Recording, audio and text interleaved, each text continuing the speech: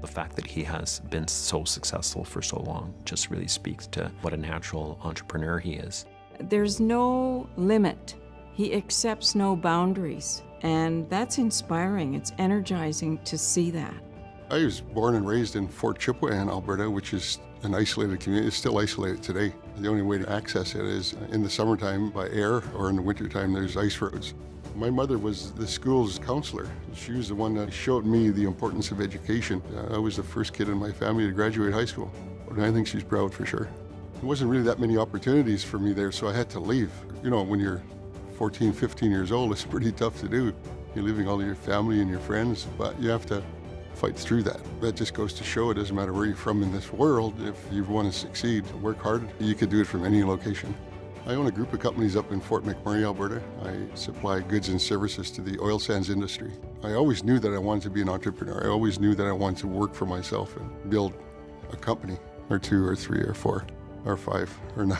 Everyone that I know within Indigenous law and economic development just naturally gravitates toward him. They see him as being such a leader, not just in terms of what he's been able to accomplish, but how he's been able to accomplish it.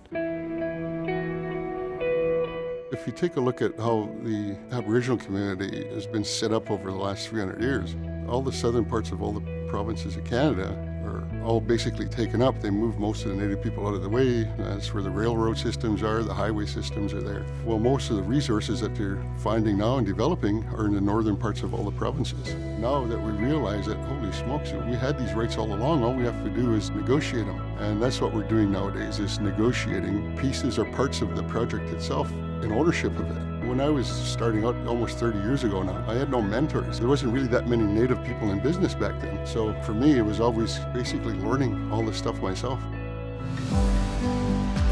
When we started that out just over 20 years ago, there was 8 Native businesses supplying goods and services to the oil sands industry. We estimated we did maybe collectively $20 million in revenue. Today, there's over 100 Native businesses, and we're doing over $1 billion in revenue. So that goes to show our companies are just as good or better than a lot of the companies that come in from the south to service them, because we live there. So the best potential long-term employee you're going to find is right there in that region. You just have to train them.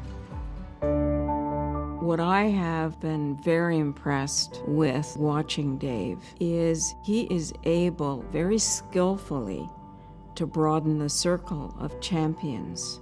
He has brought non-Indigenous Canadians in. He's brought corporate leaders in. He's brought government in to support our young people to get a hold of our own future, change our circumstances, and it starts with building an economy, and you do that through education. I believe that education is going to be what allows the Native kids across Canada to get out of the poverty that many of the communities are in. You have to identify what kind of workforce you're going to need, first of all. There's probably job opportunities for people that we don't even know what the jobs are going to be for yet. That's how quick everything is changing and evolving. And so focus on what it is you want to do and trying to find the institute that's going to get you to that place.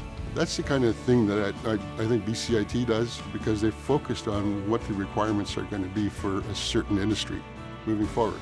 It's amazing to me when you look at everything he's been able to achieve as a business person, and then you line that up next to everything he's been able to achieve as someone who has contributed to the wider community. And it's, how does one person have the time and the energy for all of that? He is always there.